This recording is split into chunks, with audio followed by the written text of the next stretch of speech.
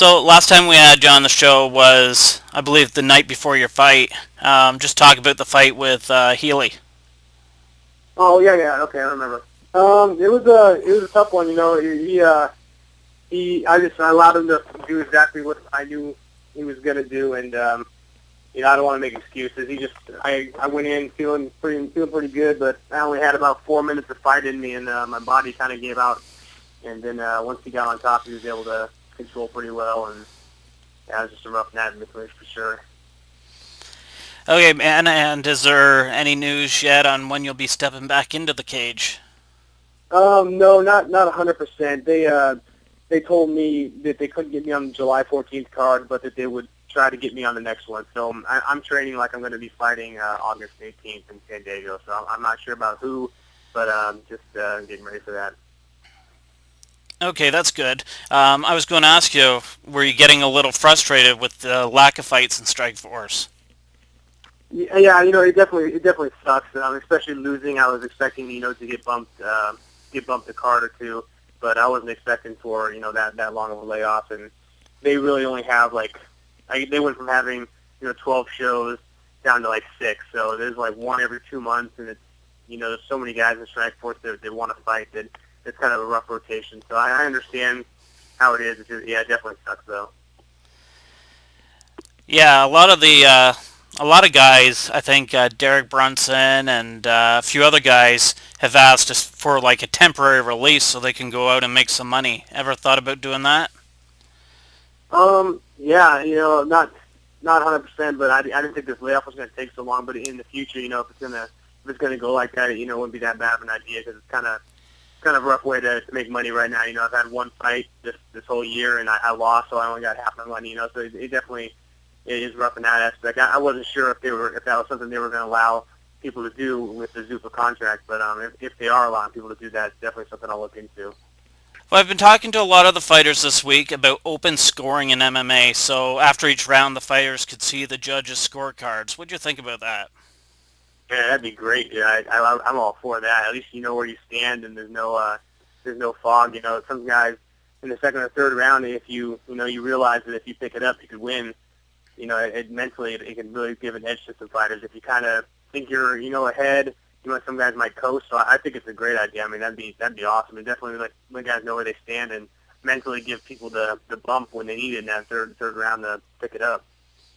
Yeah, sure. And how tough is it as a fighter, just knowing how bad these judges really are? It is rough. I mean, I luckily haven't been subject to like a real horrible call, but man, I've seen some, and it must be devastating if you think you're winning the whole fight and the crowd does, and you're so pumped, and then the decision goes the other way. I mean, if it was me, I'd be devastated.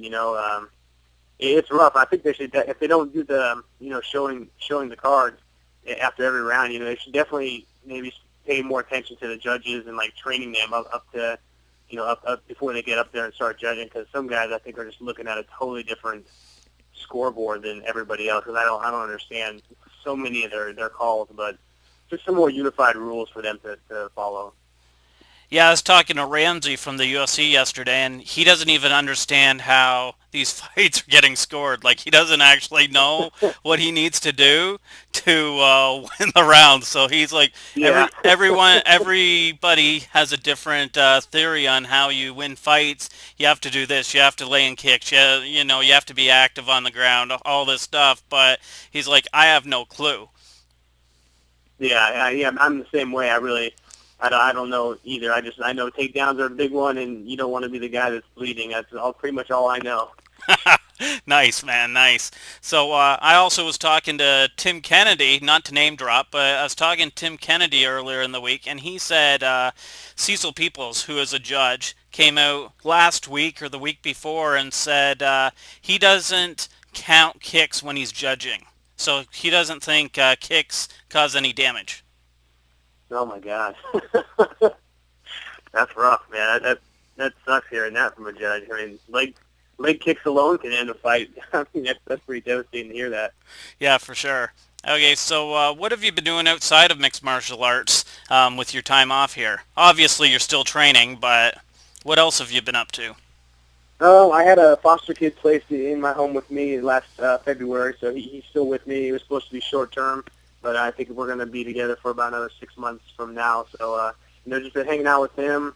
That's been great. And then other than that, man, just training, trying to stay in better shape, trying to keep my weight down so I don't have real bad weight cuts anymore. And, just trying to get focused and get back in there and get another fight. That's been my big focus. Every card comes and goes. I would wait for the phone call, but I'm thinking now, hopefully August 18th, so I'm getting back into fight camp, and it's pretty exciting, actually. Yeah, hopefully that happens for you, man. Yeah, You're one thank of the you. best lightweights in Strikeforce, so I'm going to ask you this question. Give me a prediction on Frankie Edgar versus Benson Henderson 2. I'm gonna have to go with Henderson. I think Edgar's a great fighter, and he's got a great footwork and stuff. But Henderson, he can hurt you. He can submit you, and he's just got more power, and he's not easy to take down. I just kind of got to give it to him, and in almost all the aspects. The first fight was a great one to watch. I think Henderson with his power and his size, he's a little bit more dangerous to actually finish the fight instead of going to decision. Okay, and I only have one more question for you, man. Lately, a lot of guys have been getting hurt while they're training, especially in the UFC. Do you think anything can be done to prevent so many injuries? I think that's just on an individual basis. You gotta trust your sparring partners and just train smart. If you got something that's kind of hurt, you gotta have the mental ability to take a step back and let yourself heal before you start going. And then the biggest thing is you gotta be careful with who you go with. Some guys the egos are up there and they don't want to give you an inch, and that's how people get hurt. But I think it's you can't get rid of that aspect of the sport, but you just gotta be careful. And I think that's the biggest thing is training partners and checking yourself and making sure you're not pushing yourself to injury. Okay, and anything you'd like to promote, such as your Twitter? Just at Caros Fodor, and I just appreciate you so much for having me on the show, and I hope to get this fight going and get back in touch with you guys. Yeah, for sure, man. Take it easy. Thank you so much. Bye bye. Bye.